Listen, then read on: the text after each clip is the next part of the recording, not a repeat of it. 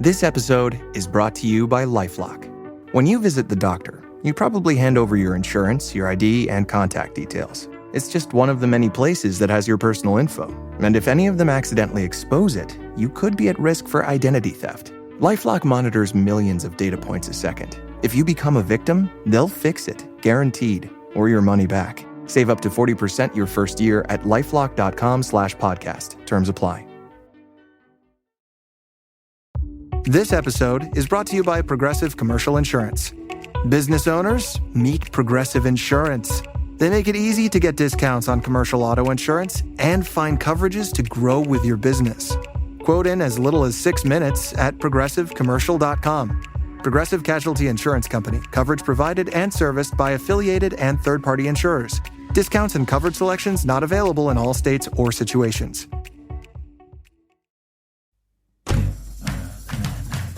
You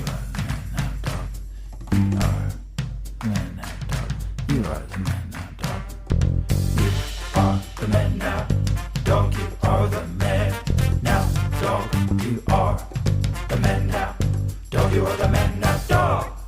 You are the man now, dog. You are the man now, dog. You are the man now, dog. You are the man now, dog. You are the man now, dog. You are the man now, dog. You are the man now, dog.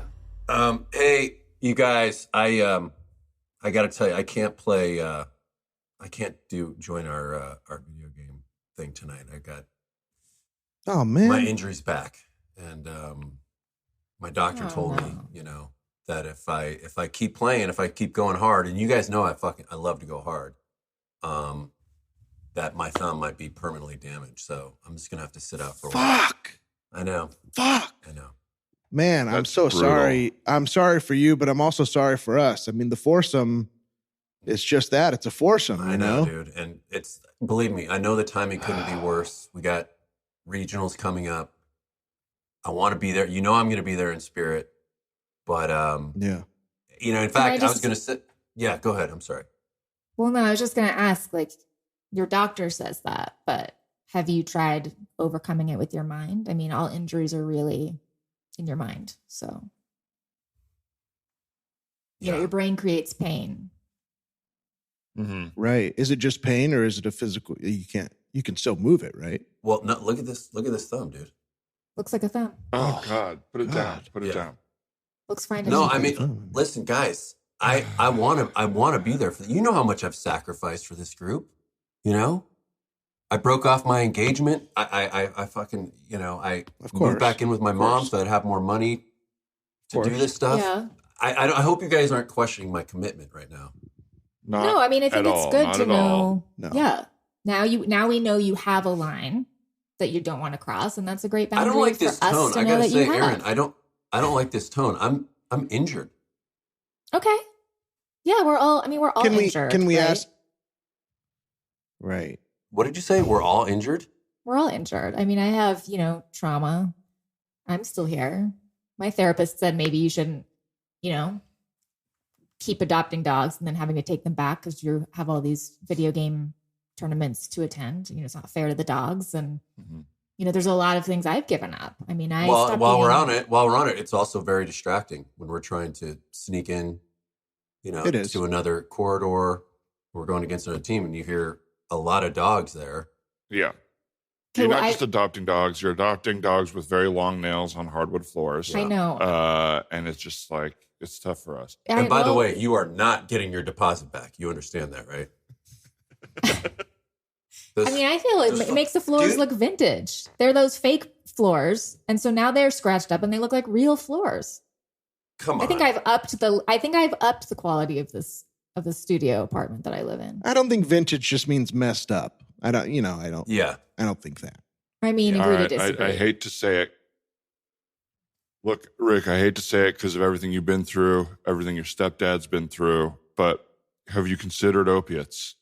Just to play through the pain for a few of these, and I think we can wean you off pretty quickly after the tournament's over. Absolutely, because all you need is a good support system. Yeah, we can get you that vitamin that starts with K that people wean off opioids with.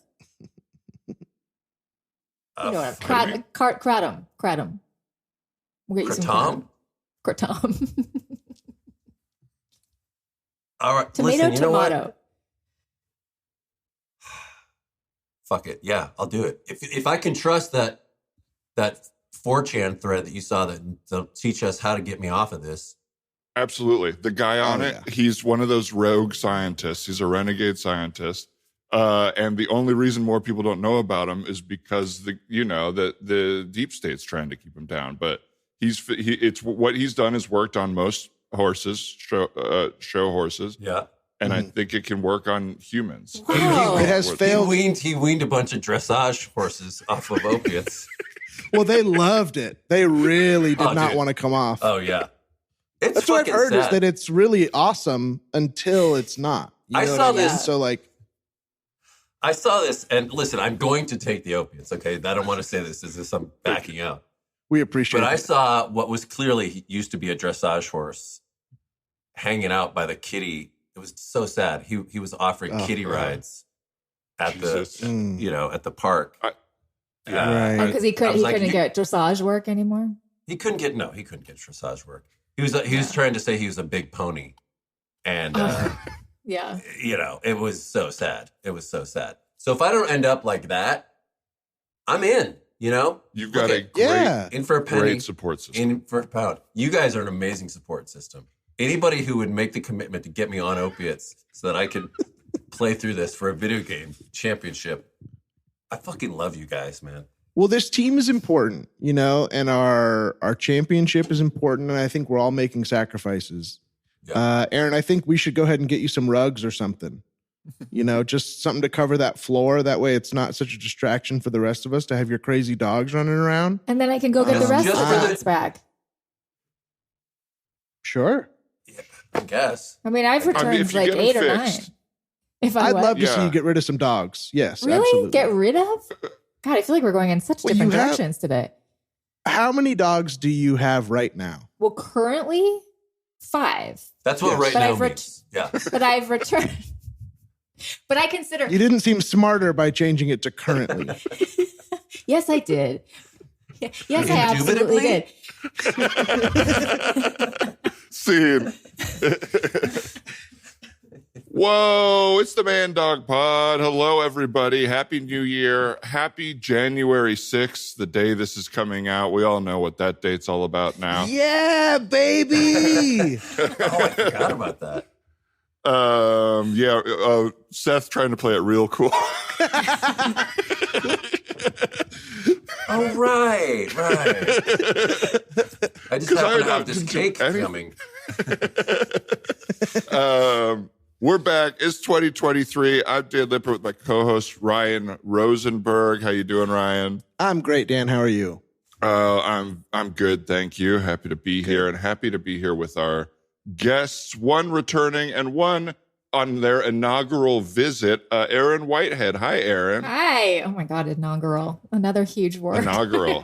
Yeah, that just, when you're just talking and one comes out like that. No, I you feel don't. Good about yourself? No, I don't. I try so hard. Hi, Erin, and Happy New Year. Happy New Year. And joining us along with Erin is returning Seth Morris. Hi, Seth. Hey, how's it going, guys? Pretty good. It's good. It's good. It's let's see. I felt just in this moment self-conscious about being too hosty. So I've dropped into casual voice now. Wow. Your casual Now this voice is is a little more smart. hosty than your hosty voice. Okay. Well, so isn't that an interesting lesson? And you are hosting a show right now, so that's okay. Yeah. That's true. You have the Yeah. natural kind of NPR calm but alive, there's a performance involved, but it's not energy based. Okay. It's performance Thank you. based. Yeah. It's good. I think what made me self-conscious initially is the Phony and Collie show, which I was a big fan of, RIP. Yeah. And Taminick would always get really mad at John Gemberling for being too hosty and not being just talking like a real person. And then it made me conscious of when I do that. It really is Yeah. strange how you can slip into it too easily. I feel like when I have to record a soundbite or something, I'll be like, thanks so much for listening to this. And I'm like, Yeah. wow, the Nickelodeon voice. And I've never done a job like that. Never. But my brain Yeah. apparently knows what to do. Have you ever done that Making our acting brains. exercise where as soon as the teacher sees you acting in any way, they stop the scene.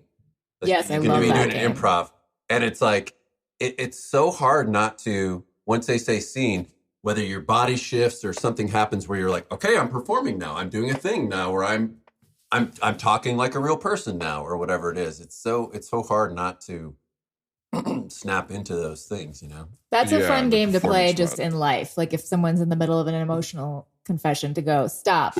I feel like you're acting. I take don't I believe take this. like training a cat, like I spray him in the face with a little bit of water. No. Just in your friendly conversations. Yes. Stop it. Yes. Drop it. Be real with me. Man, I used to, so I had this girlfriend who lived in these like little SROs, single room occupant, and she became friends with this woman. So there's she didn't live with the neighbor didn't live with this guy, but there are two people who I realized later were in, you know what Landmark Forum is? It's kind of like Wait, is that like Scientology? it's not as hardcore. It started out as Est, which was like this. It's like an Anthony Robbins. Oh, like in the Russian show? Yes, Like the a little bit Americans? like that. A little bit like that, and then it became the Landmark Forum, and it's about how to improve your life and all this kind of thing. And I guess part of it is calling each other out on things, but they have their own vocabulary. So they would keep us up at night and be like, "You are." Like, I can't remember. They had their own sort of language. So it'd be like, you're contradicting the essence right now. I'm trying to, no, you're not listening to the essence. I am listening to the, it was this crazy thing. And she was older than the guy. And we were like, hey, you guys clearly want to fuck each other. There's this weird, thing going on. But it was also just, and these are broke fucking people living in a place with no bathroom, and they're spending all their fucking money on this thing of like, how do you improve your life? How do you make things? And it was so funny. And it reminded me of that, of like, they wouldn't let each other talk. It was always like something coming in like, no, you're not being genuine. No, you're avoiding. That's avoidance. That's transference or whatever it is. Right. Which is It's like so how funny people when- talk now. I feel like everything is like, I want to thank you so much for sharing that and for creating a boundary before we even start this conversation. Like, oh my God, we're never going to have a normal conversation. There's like a call out with a therapy word every 5 seconds. Yeah. Right. It's again like such another performance. Yes. Just like fucking drop it. That's one thing Drop that I it. think is such a problem with a certain kind of left, like the woke left, is it's so academic and it's so silly. It can sound so silly, even though it's important stuff. I feel like if they dumbed it down and swore a little more or something, it would help, because it just, even I, who I'm on those people's side when they're like, I want to talk about the, what's it called? Oh, by those people, I thought you meant January 6th. Oh, no. I mean us. Like, Yes. the intersectionality of the so-and-so. I'm Gotcha. like, this sounds like math. Like, and you could say the same thing in a sloppier way, but it's so delicate and careful that I go, oh, you're just narrow. Everybody's holding their ears, whether they, just because it's so dumb. Yeah. It's Just the like trying to reciting cover all a thing they read. Yeah. Yeah. And like covering all your bases before you even get to your point. Yeah. It's like, it's also like the on Mother's Day, it's the like, Happy Mother's Day to fathers and to people who never had a mother or to people whose mother, Right. It's all right. We know. Yeah. Yeah, it's just like both sides of things are just different ways of not listening to people sometimes, or not being present, or like, or trying to be above somebody, Yeah. which I am guilty of, of like, I'm going to show them how much I'm listening by using And how this much they're language. not. Yeah. Yeah. Absolutely. Yeah. Absolutely. Yeah, that is very true. Just a quick, because I feel like I know what I'm imagining with single room occupancy, but what is that? So it's like it depends on how. Usually it's a pretty small room. These had a little bedroom and a small kitchenette. So they had a sink and a little stove, and I think they had a refrigerator. And then kind of like a dorm room, like dorm living. Yeah. This was kind of a cool, it was an old building. It was an old hotel. It had been an old hotel or something like that. And then the bathroom is down the hall. So each floor has their own bathroom. Down the street. Down the street. Just down the street. Just I've lived in 3 of those. I lived one in Seattle, one in Marin, and then the last one I lived in was in New York. And the New York one that I had was a 7 by 15 foot room. I could just fit like a single bed in the back corner, right by the fire escape. It was such like a Tom Waits video, like the bed just fit, and it had a sink. You could have a little mini fridge, but you couldn't have any stove or anything in there. And then the bathroom, there was a bathroom on each floor, and it was rough. It was like, yeah, I mean, that's like a college dorm, essentially. Is it? Yeah. I never. mean, that's and how how my much dorm was. Yeah. Oh, was it? Yeah. Mm-hmm. How much of that, it's based on your description, it sounds like not really by choice. Like how much is like lifestyle of like, oh, I kind of like this. Well, at first I really liked it. Yeah. At first I thought it was cool. It was like I had a friend who he actually had a bigger room upstairs. And it was cool. It was like, it was still more expensive than it should have been, but it was cheaper than anything else I could find. It was right in Manhattan, and it was close to the theater, and but it was also, it felt kind of romantic and glamorous, and and then I got kind of trapped there where I couldn't afford to move out, and I was there for probably like 2 years, maybe, might have been 3, longer than I wanted to be, but at first it really felt like a story about the city. You'd hear the ambulances going by and hear a couple arguing next door, but then it would be like there's drug addicts and prostitutes living there, and cool. It was not. Sounds very like Jack Kerouac in the city, and I like fully that sort of leaned into romance. that, yeah. And then after a while, it was like, oh, this is not.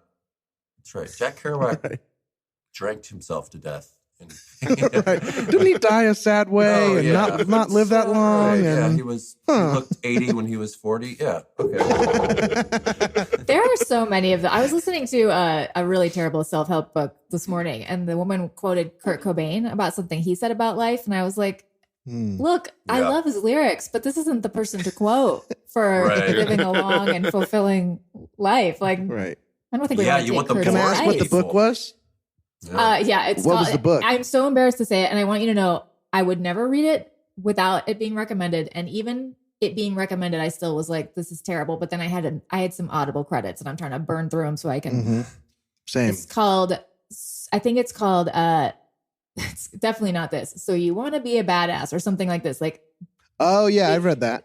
Oh, did you really? Okay, I feel better already. You're a badass. Yes, you're a badass. Jen Sincero. And it's very, it was a little bullying. She really, I feel like it's The Secret, but she curses.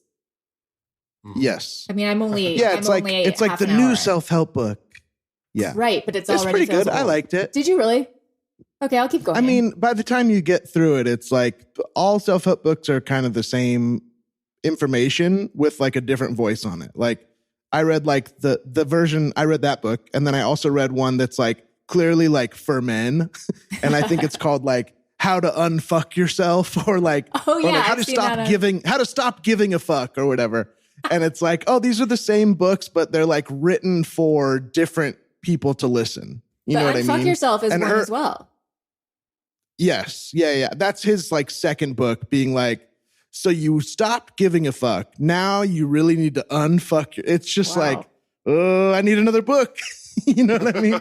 And really trying to get people with the like, oh, this isn't, if you think you're not into self-help, don't worry. I use the F word.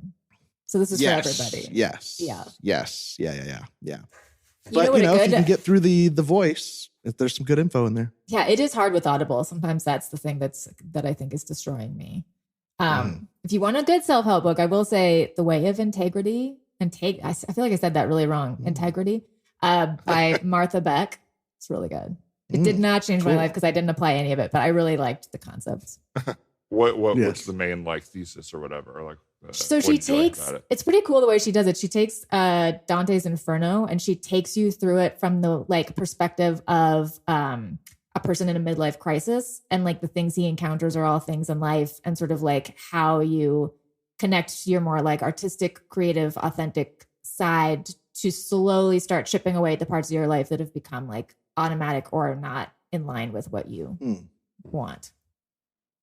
But I like that there's like a literary aspect to it. Yeah, it would make me feel kind of smart while I was reading it. And Dan, what else would I read anything for? Of course. Is it one of those self-help books that has a lot of work in it where you have to do this worksheet type of stuff, or it's more like she'll do ones where, and it's funny when it's audible because it'll be like, close your eyes and I'm driving.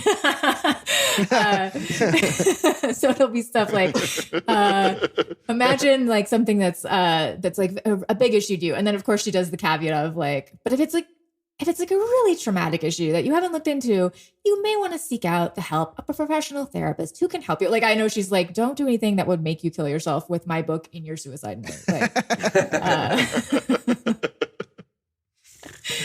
so it's just like, it's like imagine stuff. It's not writing, or maybe it was writing and I probably just thought about it in my car while I half paid attention. Yeah. Let me try a scene here. All right, y'all, take a knee. Take a knee. Ow, yes, coach. Yes, coach. We are 0-7. Last Sunday's loss was our worst of the season. And I've tried everything, and it is time to figure out our communication styles here. We are not communicating on the field. We're not listening to each other. And so I want to talk through some of our issues in a more open-minded and heartfelt way. You hear me? Coach. Yes, coach. Hey, coach. Yes, coach. I just want to say that, like, I thank you for sharing that, because I feel like for you, especially with your attachment issues, it can be really hard to like put a need out there, not knowing if you're going to get approval for that need and like what that could mean for our relationship in the long run. So before I even get to how I feel about what you just said, I just wanted to say, like, props to you, man. That was like super brave. I appreciate and hear the props that you're giving me, and I take them to heart in this moment. And I would like to take just one moment to myself to really take them in so I remember them and accept the gratitude that is given to me from somebody who generally is pissing me off every fucking day. I hear that. I hear that that I piss you off, and I also hear that doesn't make you hate me. That is just a reaction you're having, probably due to your mother, and nothing to do with me and my behavior. I love to hear the raw emotion in your voice, coach. It makes me feel like you really care. Thank you. Thank you. I appreciate that. And some of that raw emotion is coming from you publicly requesting a trade or having me fired. Yes. On Twitter, which when I read that, let me take a step back. The statement that you made publicly to social media made me, in my room alone, feel lonely, hurt, and betrayed in a way that gave me pause. Coach, and I'm sorry about that, coach. I was just being honest. I did want to be traded. I did think you were doing a horrible job, and I can only be honest, okay? I appreciate that it made you sad, and I'm sorry that it made you sad, but I hope you know it wasn't personal. Coach, why are you alone? Yeah, no, you go, man. I'm taking more than my percentage of this conversation, and that's on me. Hey, nobody's keeping score. First of all, I want to thank you, Coach, for holding space. I want to thank the rest of the teammates here for this commitment. And just Coach, if I may offer just a little bit of a observation. I wouldn't even call it a criticism. I think it might be interesting to see what would happen if we ran some actual drills. I mean, we spent a lot of time in practice writing letters to our future self, doing crying drills. I think it might benefit us. I'd be curious to see what happens if we, run some plays. And I would say even maybe communicate even a little bit less. Maybe we narrow down the communication to football. Okay. I am absolutely sitting here wrecked by what you've said, but hearing that it is important to you. And I do appreciate that we have the most delay of games in history due to our deep communication on the field. I will say that you said it was not a criticism, but an observation, and yet I feel incredibly criticized. And I would like to just sit across from you and do a quick exercise that I learned from the great Sandy Meisner on YouTube. Okay, need a knee. Thank you. Need a knee. We all remember need a knee. All right, Coach. Now, is this Sandy Meisner before he had his cigarette tracheotomy or whatever he had? Unfortunately, no. Okay. It's a tough video to get through. But it's the only one I could find that did not have ads and it's analysis. Really tough. Between. If people haven't seen it, he literally has to burp to talk. Seeing that definitely made me face my own mortality in a way that I was not comfortable with. And I'm not ashamed to admit that I, for some reason, in my panic, smoked a cigarette after watching it. Coach, I just want to say I'm stunned that you retained any actual information from it, because I tried to watch that and all I could keep thinking was he's literally having to burp and he's still smoking. He still smokes. And I was just watching the other actors in this faux workshop pretend that they could hear what he was saying. Well, that's the greatest acting exercise of all, isn't it? It was. They had to have these looks on their face of, I'm with a master right now. And I hear it and I get it. Coach, can I have your permission to make it? Can I just try to do the voice a little bit? He'd go. Yes. He'd go. In this scene, you gotta. And you're not hearing me swallow the air. He had to shove the air down his throat and then burp. Well, that is a lot. That is actually a lot like how it's been feeling to be coached by you, Coach. It's been really confusing, and I haven't really understood everything you're saying. But I really appreciated the reading list you gave us, because now I'm caught up on some of the terms. Great. And I want to just say I went home embarrassed that I had been saying Egghart Tool for 6 weeks. And you were saying Egghart Tool? Egghart? Yeah. And with a lot of confidence and a lot of bravado. And I did go home and do some more research and heard some. First, I was laughing at a TED Talk thinking they were mispronouncing his name. But then learned that I was wrong 100%. And I want to just say that I'm embarrassed to have done that. Coach, how much of this was you flirting with women and trying to show that you were very sensitive and you're talking about, I'm really into Egghart Tool right now. 125%. Now, what was it that actually straightened it up for you? Did you finally read The Power of Reading? Or what was what was it? No. I looked at about 5 different TED Talks and TEDx talks, and saw multiple people saying it what I thought was the wrong way, but turned out to be the accurate way. And then I used the phone numbers that the women had given me to call and apologize and tell them what I learned. And each one was successively more and more of a wrong number that they had given me. Yeah. Coach, can we talk about the TEDx talk system for a second here? It just seems like there's zero oversight over those. And why is it in every city? TEDx, Barstow, TEDx, fucking Kalamazoo. It's like if you can have a screen and a headset, you could get a TED Talk. Well, boys, it looks like we missed the first quarter. Sorry about that. No, not again. Dang it. I'm so tired of losing. This happens to us almost every game. We get in here and we work on our pregame so much that we miss the goddamn first quarter, but the other team doesn't stop them from scoring. They still score. They still put up points. Look, it's fine. We've got 1 minute left in this quarter that they're scoring. Let's read somebody's horoscope and see how the game is going to end. That's the only thing we can really do at this point. Okay, that makes great. sense. Are you still using CoStar, or have we decided to move on from that? I'm the last one on CoStar. I'm still on CoStar, and it's just me.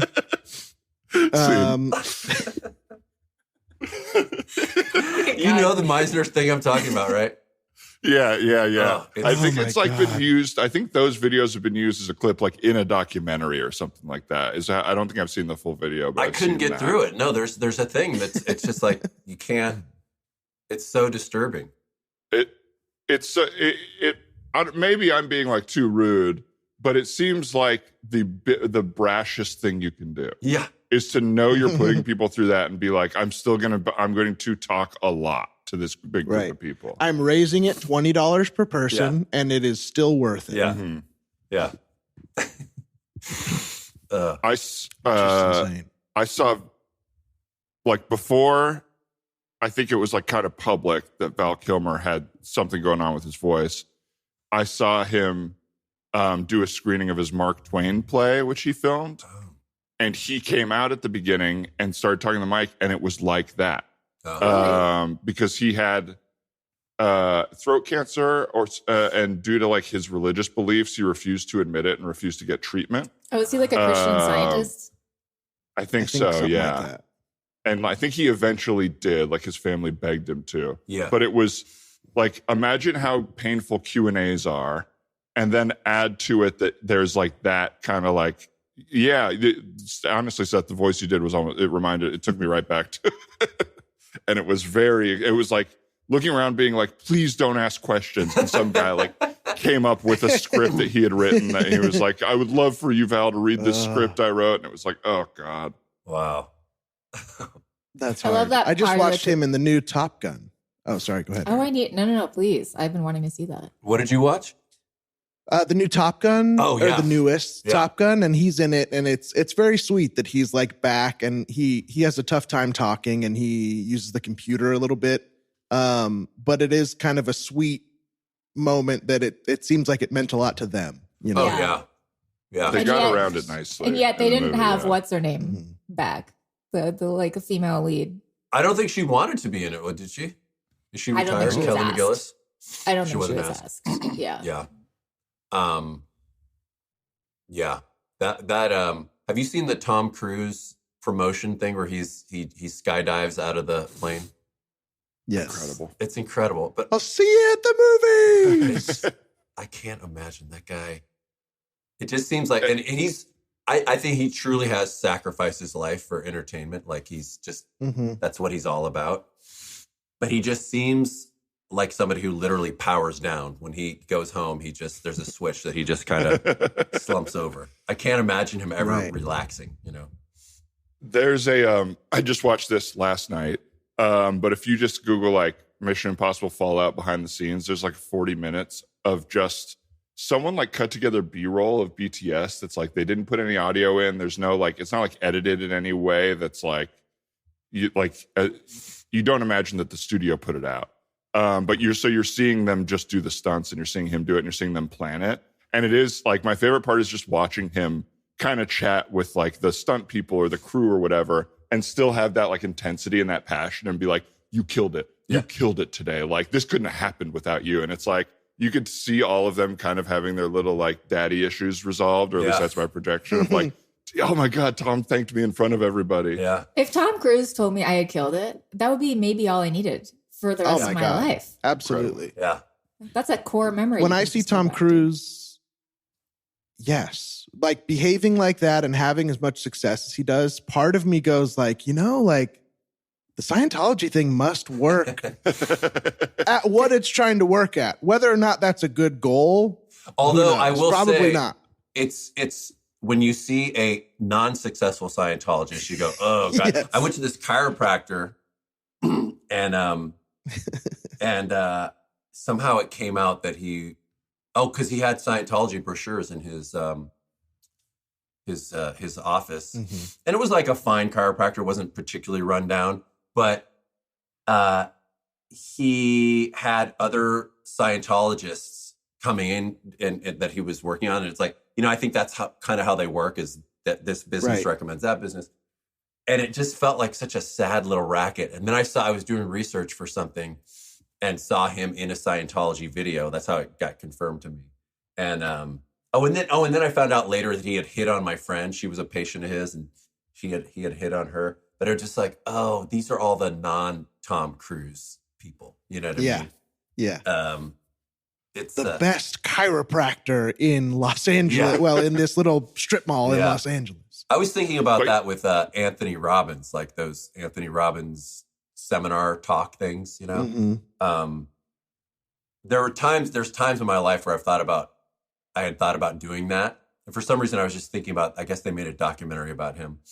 Because I think I was thinking about, actually, to go back what we were talking about, I was thinking about he seems so practiced. I wonder if he's ever said anything in an interview that he hasn't that's not part of his script. Do you know what I mean? Like, I don't think he could kind of be sincere off the cuff without it being this practiced so-and-so. But there's definitely times in my life where I thought, fuck it, I feel like a mess. I'll pay $5,000 to go to Tampa and watch him zip line into this fucking auditorium. Right. Tell me how to get my I always think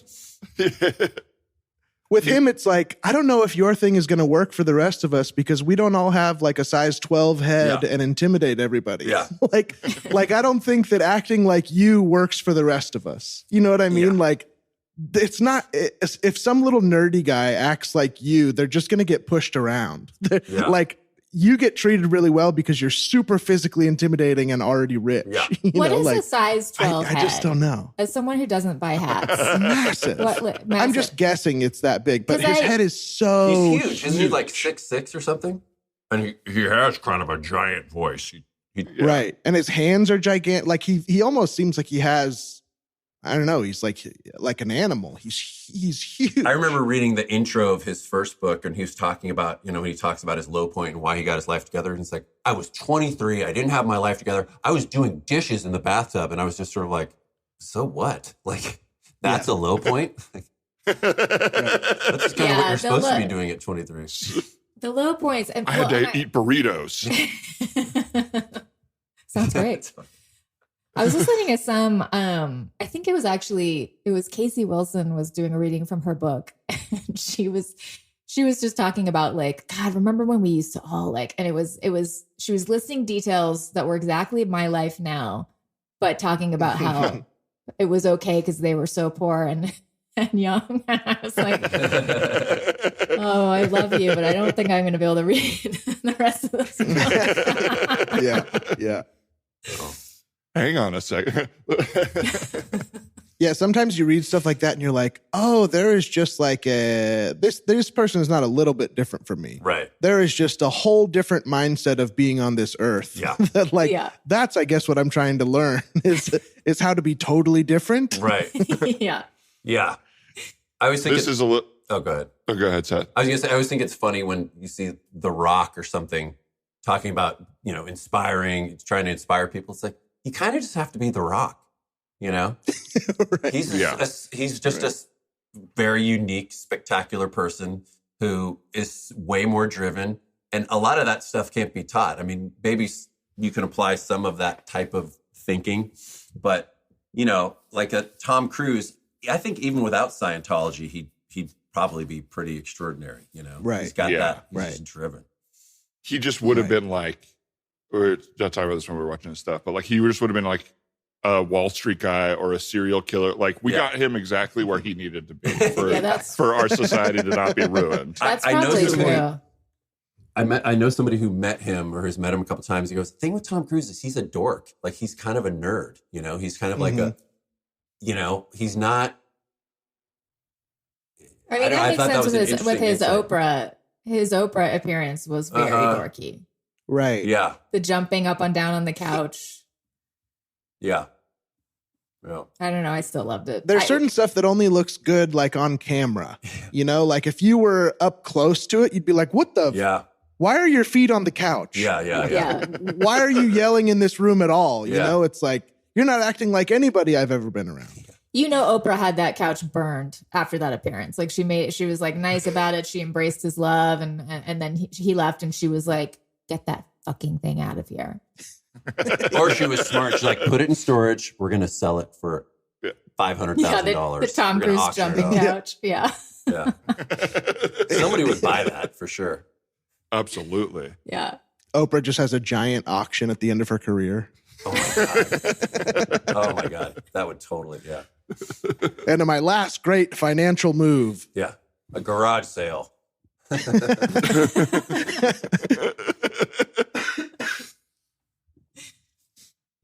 So I'm looking at your finances here just as we go through. And you've told me you're struggling a little bit here this year. And I'm looking and I'm just seeing You know, it looks like $6,000 for a Tony Robbins retreat. Yeah. $4,000 for a walkabout in South Spain. Right. But those were okay because I put them on different credit cards. No. No. Well, because you still have to pay them off. Like you didn't reach your limit on the credit cards, but it sounds like you're really trying to find yourself. And through your kind of long emails to me, I'm kind of feeling that way. Yeah. Thank you so much for getting back to me about those, by the way. Like, not everybody I send those to replies at all. So I really appreciate that. Yeah, I am just sort of like, I guess it occurred to me that like we're born onto this earth and I know where everybody else is. Like I watch TV and I'm like, I know who that person is. And I meet someone and I go, I get their vibe. And then I'm at home and I'm like, I'm this amorphous shape of molecules and I can't find me. So yes, I am seeking. Sure. I'm a seeker. Sure. Well, if I might, I don't want to make too many life suggestions here because it's really, I'm just trying to help you with your finances. I mean, if it's free, are you kidding? If I may. Yeah. Oh, yeah, no. And it is free. So don't even, I saw you kind of sliding 100 over. You don't need to pay me for every piece of advice here. So it is free. Okay. Great. What maybe one of the ways you can find yourself is through more affordable tactics. I know, like for me, one thing that helped was just yoga. And what I did is I went to every yoga studio and just did their monthly intro fee. $50 a month, and you could just kind of connect to yourself there. And you were there, like when you got there, you were there and you could recognize yourself like, oh, there I am. I guess so. I guess I'd never had, the opposite was never an issue for me. I always kind of knew where I was as a physical being. Wow. That's right. Have you ever thought that about was a free statement. Like, I don't need any money from you. Okay, I'll take. Okay, I'm going to leave it here in case you never know. You might say something that suddenly you feel like you do want to charge me for, and so the 100 will sit here between us, and I can just push it over. And if you want to pull it a little, then that's fine too. But okay. I guess my question is like I went to yoga, and I felt like I was there, and then I left, and then I didn't come with me home. So I found me, but then I lost me again. Yeah, I was in the car maybe for a little bit, but then not by the time I got home, I was gone. That's tough. I maybe even when you lose yourself, hands off the pocketbook. Try to find yourself somewhere affordable, you know, and not from a celebrity. I'm just trying to keep this to kind of like, you know, stuff that is financial for me because I can't help you fully find yourself, you know. Well, nobody can. No one person can. I mean, that's not what their websites say. Sure. Who's their websites? Well, like, so I'm considering a couple more trips, and that's why I wanted to come in was because I did try to pay for one, and then my credit card was declined, and I didn't understand why. Because, like I said, I always put trips on different credit cards, and I wanted to go to the Glennon Doyle retreat. I don't even know what that is. It sounds kind of like a Lord of the Rings character. No, she does have a name like that. That's really funny. But no, she's this self-help book writer, but she also has a podcast, and she's married to a soccer player, a really famous Abby Wambach. I don't know if you've heard of her. And you go to their house in Malibu, and they don't let you in the house, but they walk up and down the beach with you, and then they find you. And is that what you want to be? Do you see yourself in that lifestyle? You want a big house in Malibu and you want to marry a soccer or a celebrity? Oh my God. I think if you marry a celebrity, you kind of automatically find yourself, right? I mean, they certainly know who they are. It would have to just rub off. Yeah, I don't know what I can't name 10 celebrity couples that I think are happy. I think they're probably having fun, but I don't think they know themselves, right? Really? I feel like Sarah Michelle Gellar and Freddie Prinze Jr. are just happy as little clams. I guess we have different definitions of celebrities. I don't really even think of Freddie Prinze Jr. anymore. Sarah Michelle Gellar sometimes, But see, by proxy, you see what I'm saying? Like the fact that they're married means he's still a celebrity. He might be doing Hallmark Christmas movies, but he's still working, you know? I guess my question for you is, how do you find yourself? Yeah, that's it. Okay. Well, me, I think of my actual goals. So I don't look at other people, like Mark Wahlberg. You watch his documentary and it's like, well, first of all, it would be cool to be buff and rich and in a bunch of movies, but he wakes up at 2 a.m., he prays all day, and he doesn't seem to be that fun to be around. Well, he just works out and prays. I don't want to man. do that. I mean, he's like a near murderer, so I don't know if I would want to be him. I wouldn't pay him to help me. Me neither. But so did Freddie Prinze Jr. Hey, thanks for coming to the Mark Wahlberg Go For It seminar. So I understand you tried all the rest, and now you're with the best. Yeah. Right? You really want to make a change? Yeah, my accountant said you could really help me. Yeah. Now you get 15 minutes with the Berg, and here's how this is going to work. You want to be successful? Yeah. See that little old lady over there? Do you see that little old lady over there? Yeah. Go beat the shit out of her. What? Go beat the shit out of her within an inch of her life. You take that power. Do you know what a soul jacker is? No. A soul jacker. You beat the soul. You beat the life out of them, and the life enters your body. I feel like that's how I got to where I am. But, you know that little. Oh, Erin, you look amazing. What did you do? I can't tell you, but thank you. You can't tell me. I mean, you just look incredible. You're glowing. Your hair is thick and shiny, and I've never seen you. You just look so confident. Your posture is different. You're not apologizing immediately. Yeah, I've never felt. I don't even know. Like more. I feel like someone poured me into myself, and I finally was like, "Here I am. Oh my God, right. I was here all this time." And there's side effects to the method that I used. I do wake up screaming a lot, but look at me, right? Yeah, your style is a little different. I mean, that's a nice, kind of like an old lady sweater, I guess, and slacks. I haven't seen you in. Right. And the bluish you dress different. Hair and the, yeah. Yeah. Do you want to wear this? I have but some you look Werthers. Great. Sure. I would love that. Oh my God, you're so generous. Yeah, we've got a lot at the bottom of my God. purse. Yeah. Okay, great. It was part of this. I did this amazing program. Again, I can't get super into it because it's sort of like that, that meditation where they give you a word and you can't tell anyone the word. And it's like just a cult because people love to tell secrets. And this was kind of like that. Like you learn the method, but you can't tell the method. But it was it was mind blowing. Like you should go. All right. Erin, we all gathered here for Erin's ceremony to move up in her status as a soul jacker. She no longer has to jack old ladies' souls. We've now extended it to teenagers, weak teenagers, but still teenagers, which is level 2. I'm Erin's sponsy, and I just want to say that it's been a joy to see you grow and jack souls so well.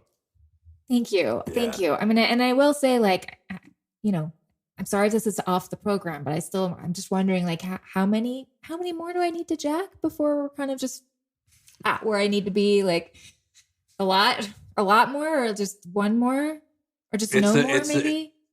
Hey, it's not a sprint; it's a marathon. You just keep jacking souls until they'll tell you when you're done. They always do. No, I mean they always do, and it's fine. And I know that that's the program, but it does wear on me a little bit. I mean, I feel amazing, but I also feel kind of like I want to die sometimes. Well, do you feel like yourself? Because that's really the important part. If you don't feel like yourself, you got to jack another soul. Yeah, and it's going to be really important to take with these kids with so much life ahead of them, with so much on the horizon. You're going to get that sweet little tangy soul into you, and it's going to. I see you a year from now. I see you on a yacht on Lake Como. Okay, I'm on a yacht on Lake Como, and I do want a tangy soul. This soul is a little, it's getting a little stale. I mean, it was a first. Yes. Yeah. Okay. Yeah. Like Sensei Wahlberg could have stopped at top of the record charts. He could have stopped to play that funky music, White Boy. No. He could have stopped at Fear. No. He kept jacking souls because he wanted more, And eventually you'll be jacking your own siblings' souls as long as your family is as big as his. And that's the ultimate soul jacker. I mean, well, just to play devil's advocate, like, what if you just stayed at your meat? Like, I feel like myself-ish. What if that's okay? What if that's enough? Donnie Wahlberg. Yeah, I don't want Donnie Wahlberg. No, yeah, I don't want to be Donnie. Yeah, I don't want to be Donnie. You're married to a vaccine denier, and you're stuck on a show that may or may not still be on the air. Nobody knows. Oh, that's the worst when nobody knows. It's even worse than knowing it got canceled. Is that an old billboard? Is that something that's still going on? Nobody knows. Can they not afford to paint over the billboard? Okay, you're right. I don't want to be a Donnie. I don't want to be a Donnie Wahlberg. Okay, show me which is the teen? Show me the teen. Oh my God. It's that one. Is that Greta Thunberg? Yeah, it's Greta over there. That's the one picking up recycling. Yeah. She thinks she's acting locally. I just feel it. She's texting Timothy Chalamet. You need to get it right at the height of her most hopeful, tangiest they would be time. So cute together. He has that feminine side. She's, she's so. Can I tell you something? Timothy Chalamet, 81 years old. What? Yeah. He's a soul jacker? He's a soul jacker. Absolutely. No way. Well, I mean, Timothy Chalamet? Timothy Chalamet. He's Tilda Swinton. Scene.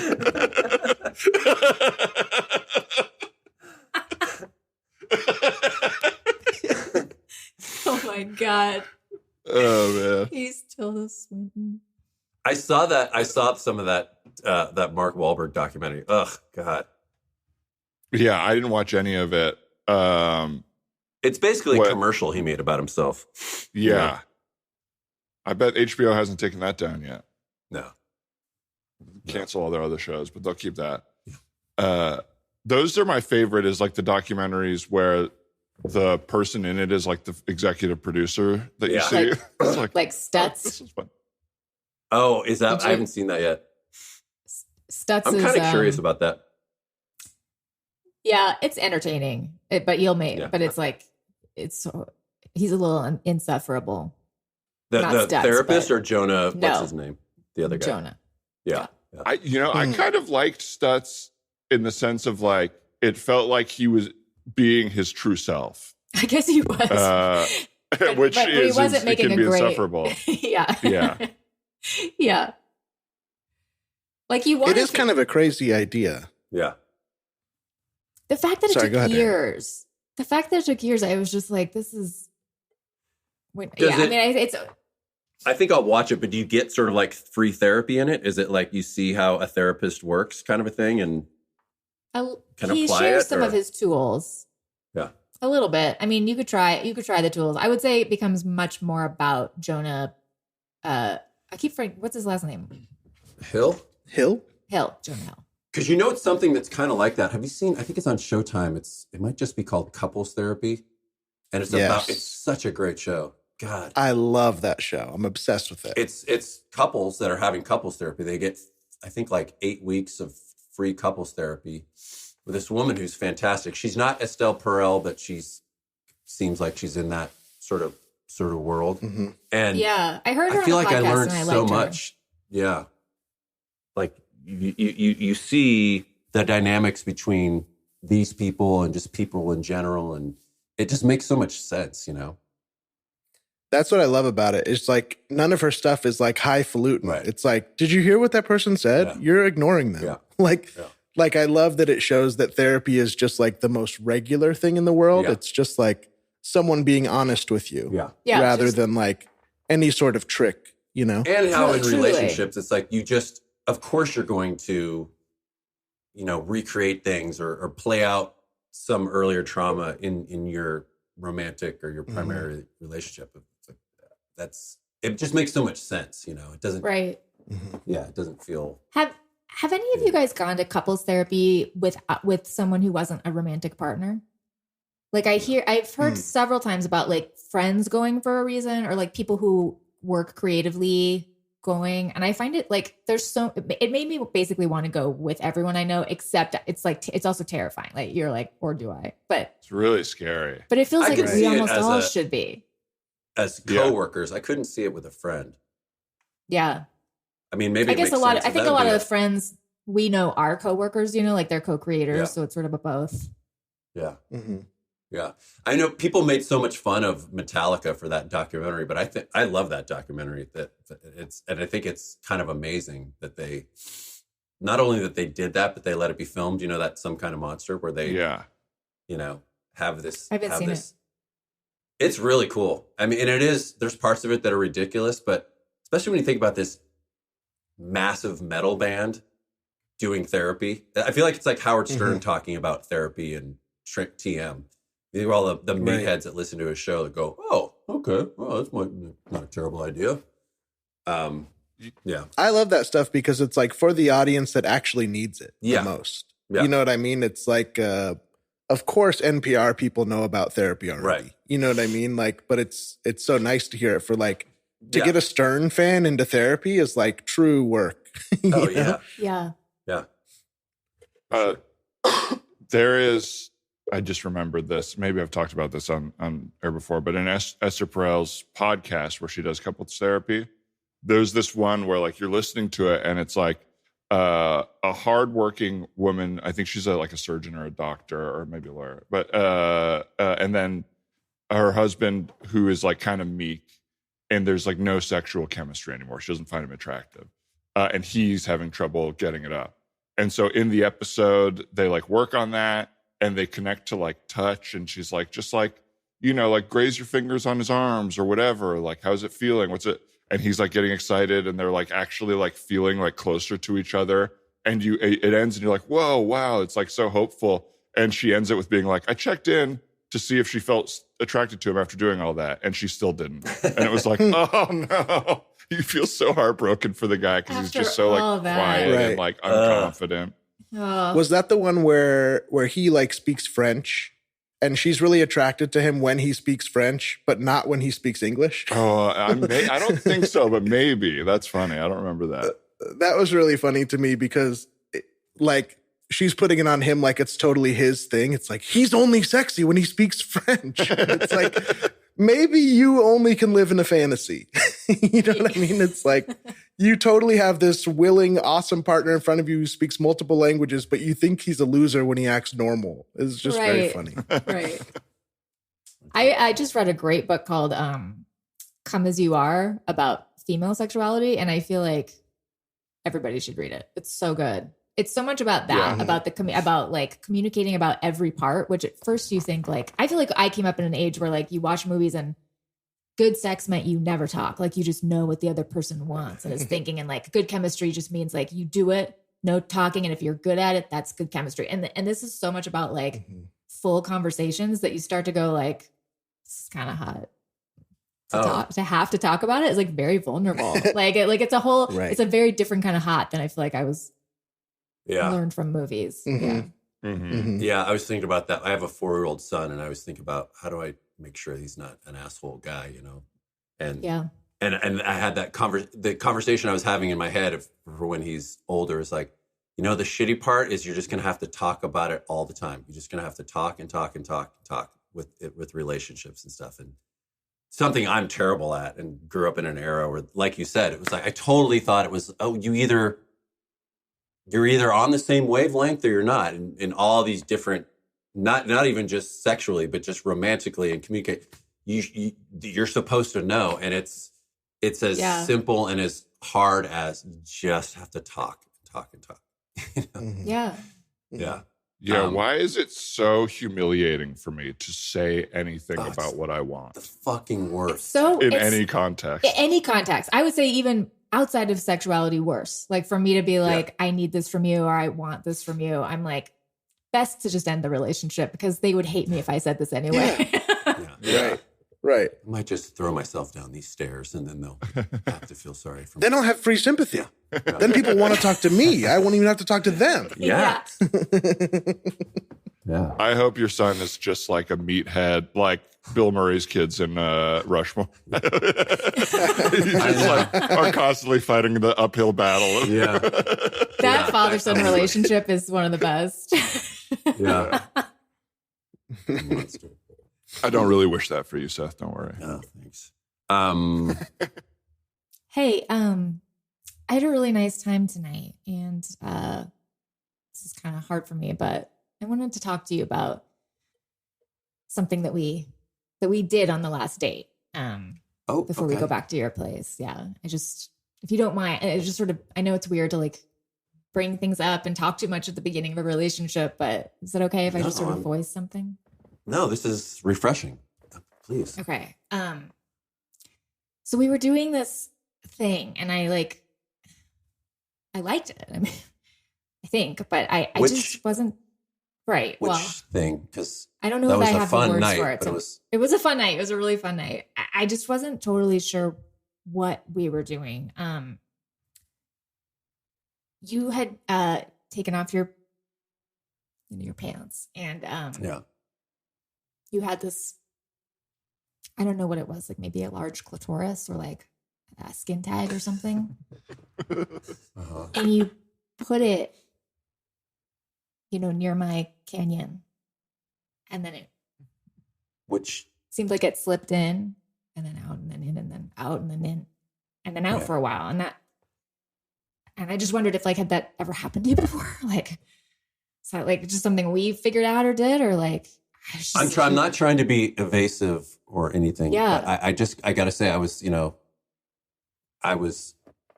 we had a lot of sangria at dinner and, got caught up in that music. I didn't realize you were into world music like me. Yeah, I love world music. So I got caught up in the drums and all of it. Yeah, those drums really, they really got into it was so passionate. And the way you were just dancing, you did that thing, you were dancing, you were like whipping your hair around. And oh my God, I was really feeling it. Yeah. You were really feeling it. And so I feel like there was a bunch of things that we were doing. And I do have, you kind of, to split it down the middle, I have a very sensitive skin tag that is like a clitoris. And first of all, I got to appreciate. Okay, I just wanted to make sure I didn't want to call it something it wasn't in case I was wrong. So yeah, so it was a skin tag. It's called a schlum. It's a schlum. It's a schlum. Yeah. Okay, is that like a medical condition? It's not a condition. It's a medical term. I wouldn't call that a condition. Oh yeah, I'm so sorry. I didn't mean to offend you. I just didn't know, if it's like something that you have seen a doctor for, or if all guys have some, Not all guys have it. No, not all guys have it. Oh, really? Okay. Okay. But I think, to answer your question, I think we may have invented something, because oh my God, that particular thing had never happened to me. Really? I mean, we were on other sides of the room, so it's hard to know exactly, That's right. I forgot we were on opposite sides. Because my schlum is... It's like one of those rubber hands, where you can... Yeah, at first I didn't know what it... slap it against a window? Yeah, I didn't know what had hit me at first, and I whacked at it because I thought it was like hey, come back here. Come back to the couch. Yeah. Because remember we were doing that thing where we were like pretending to fish and like throw the fish line. Yeah. And I just wasn't expecting you to have a real line, and you did. And at one point it stuck to me, and then I had to come over to the couch because it was on my forehead. But before that happened, it slipped into your canyon. And I think we're talking about your North Canyon and not your South Canyon.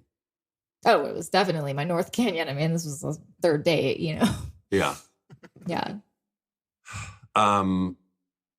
So I don't know. Thanks for letting me bring it up. Yeah. Oh, of course. I mean, do you want to think of a name for it? I don't know. Is that... I'm not saying that's... Schlum. No, schlum. Oh, you mean for what we did? Part. Oh, for the thing for that what we did. For what we did. Oh my gosh, I don't know. Have you ever been to this part of England called West Sussex? I've never been. But well, what we did reminds me of West Sussex. And I'm just wondering if that seems too long, if there's a way we can shorten it. It's just called West Sussex. You want to call it West Sussex? Well, that's what I'm saying is that's what it makes me feel like. But then I'm like, that seems like a long term. Maybe we just chop off the beginning of it. West. So just call it Sussex? Maybe that's still too long. Maybe that's still too long. I don't know. Maybe if we chopped off the sus, what would that be? Just sex? What? Wessex? Wessex? That sounds like another place in England. I think just chop off the West and chop off the sus. Chop off. Well, hold on. Let me get a piece of paper. Let's try a couple of different things here. It's like Wordle. You know what I mean? I need to see it out. I love Wordle. Oh my God. We should send each other Wordles every day. Oh, well, then maybe we should call it Wordle. You want to call it Wordle? I mean, I feel like that's already taken. That's kind of cuter. It's not as sexy as what we did felt. It doesn't sound as sexy as that. And it's taken. But, it's a word game. Oh, so I feel taken. Like it's trademarked. Yeah, I think Josh. I wouldn't want to get in any Wardle. Yeah, with the New York, we don't want the New York Times interrupting us during that to take back their name. What if we call it? What if we call it the Gray Lady? That's fine. That's fine.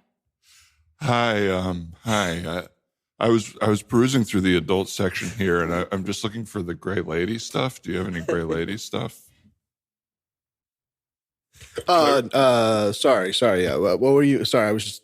Hang on. Let me close my laptop. What were you looking for? What are you watching? Nothing.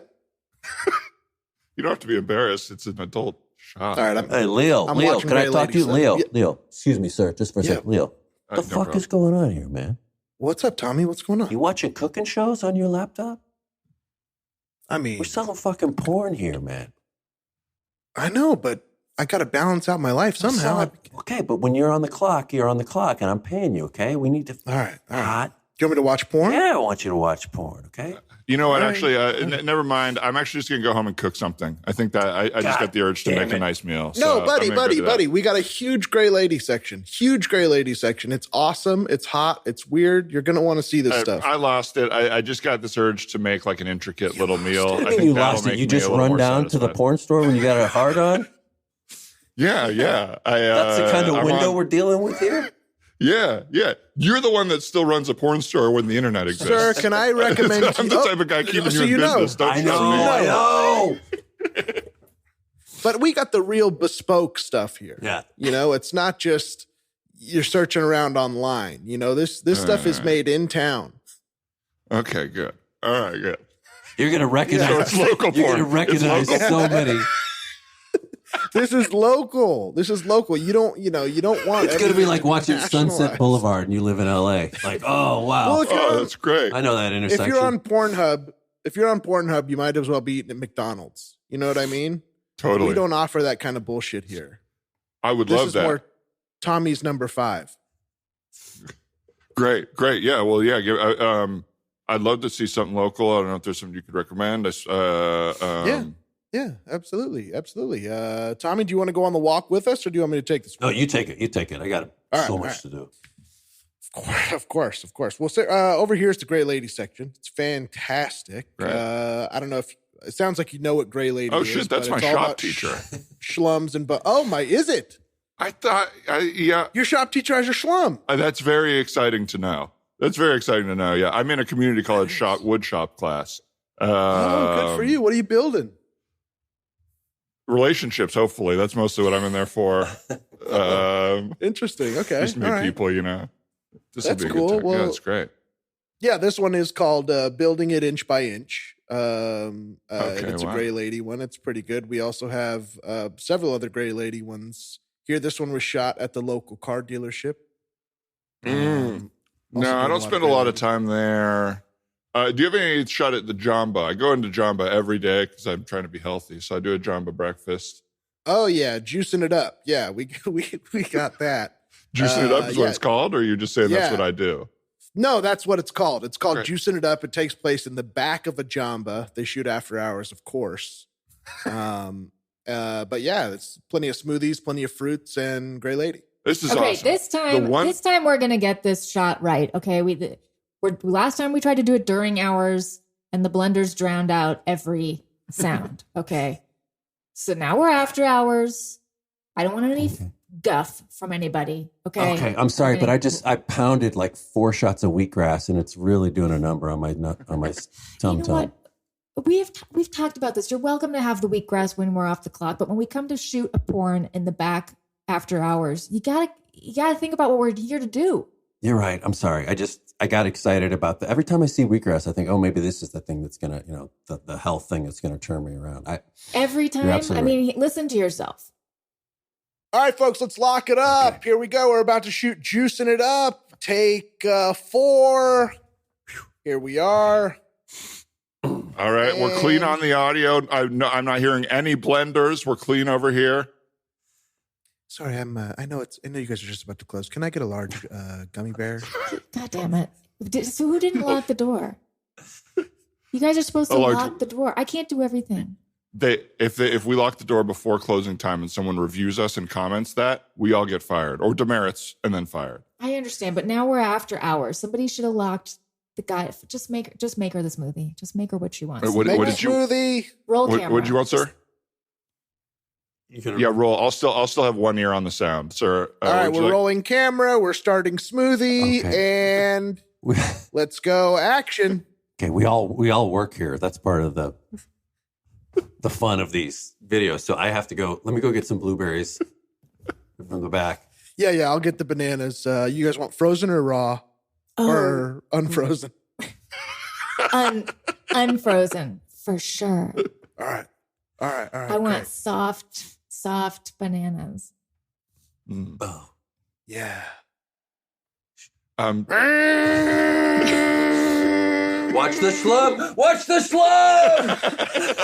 Oh, good! Oh, no! Please tell me that's raspberry juice. Oh, that's slum sauce. Oh, no! The smoothie tastes a bit off. Scene. Sir, you drank it immediately. I didn't know what was going on there. Get in there fast enough. For your 9:30 p.m. Jamba. There was a period of my life where I thought smoothies were the healthiest thing you could do was to go get a smoothie.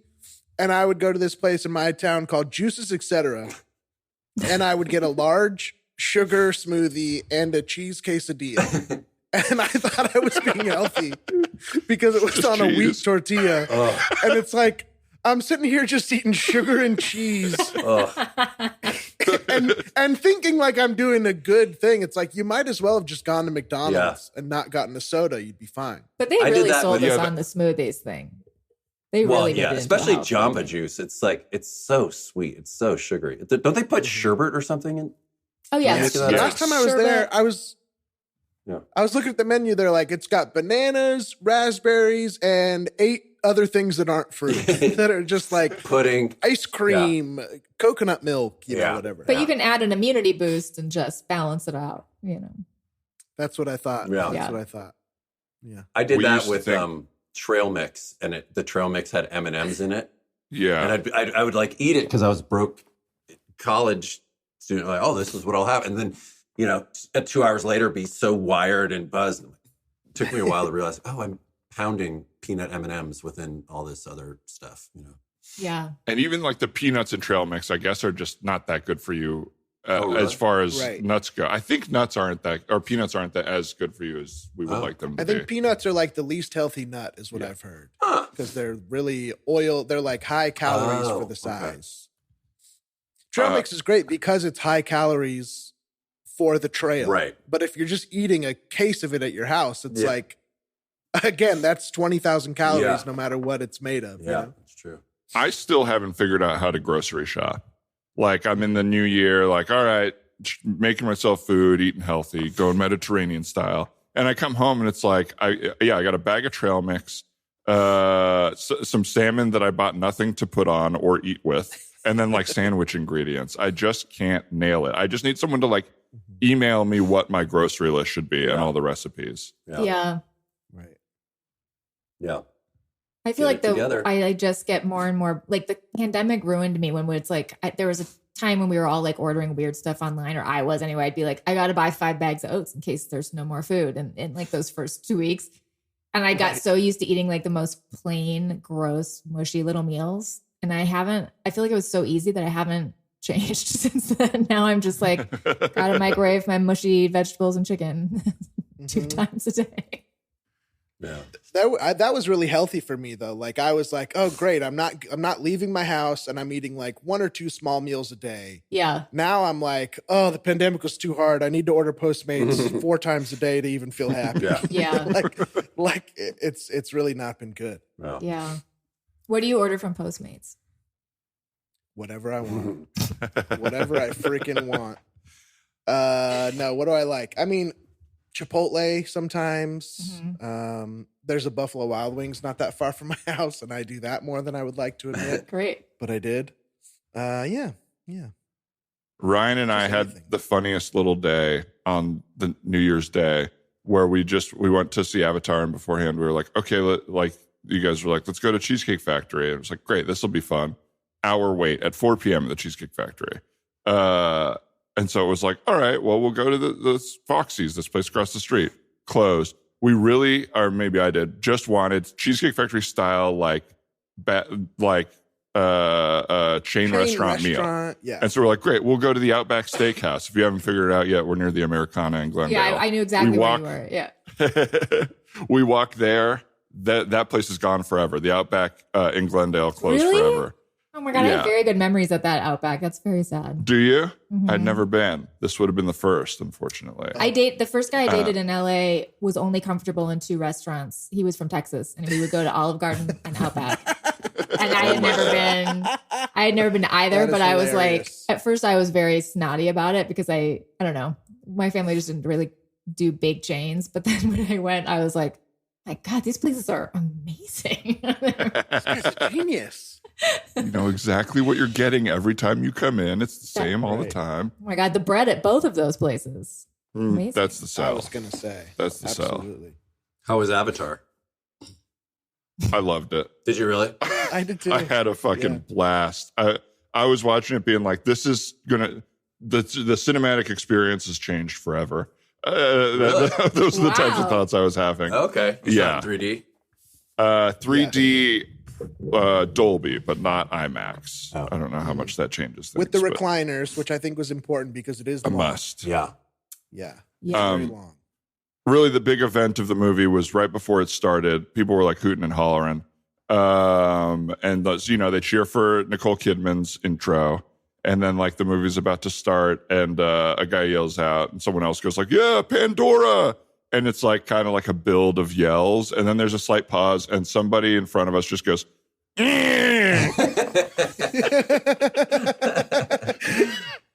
and was Ryan like clearing his throat or something.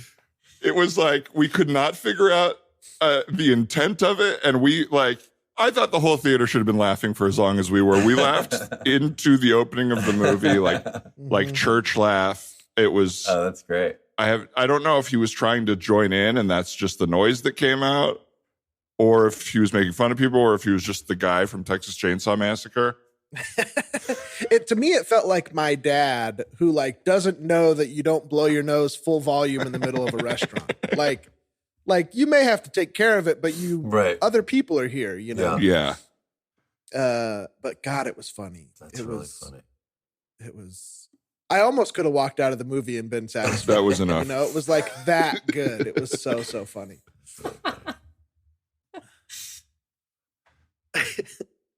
I don't have any ideas. I'm sorry. Well, thanks for coming out with me. I apologize if my restaurant choices are a little limited.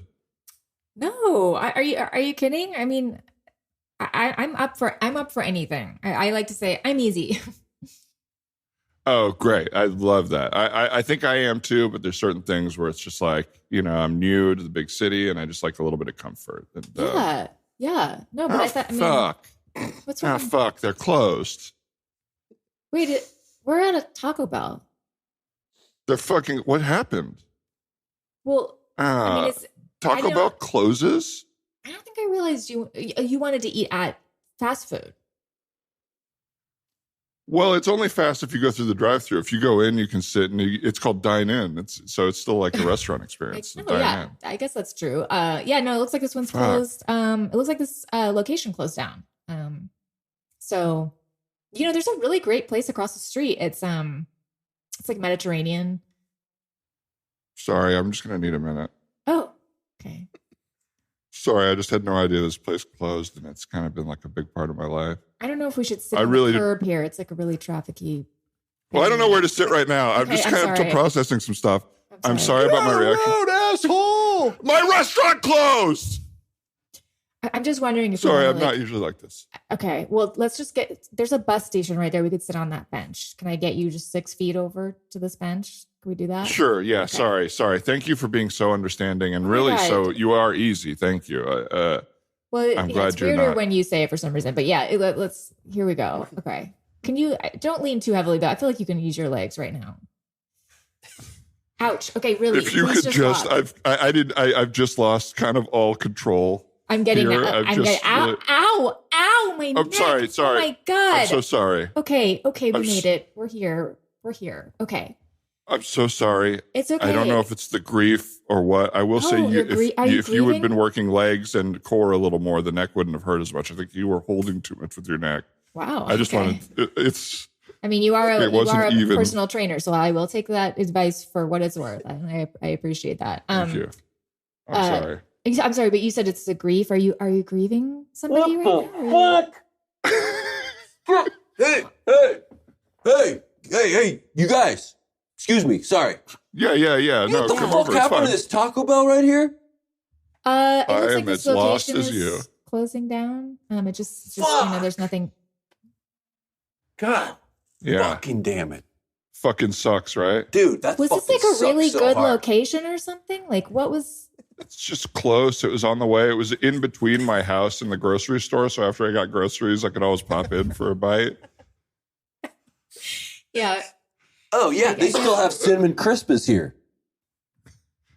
They do? Well, Yeah. not Well, anymore. they did. Oh, yeah. Well, They not did. anymore. Not anymore. Yeah, they did. Mother- Yeah. I thought you meant there was just still some sitting in there, like a zombie movie or Dude, something. if there were, I'd just throw this fucking trash can right through that window and get I'd it. be right with you.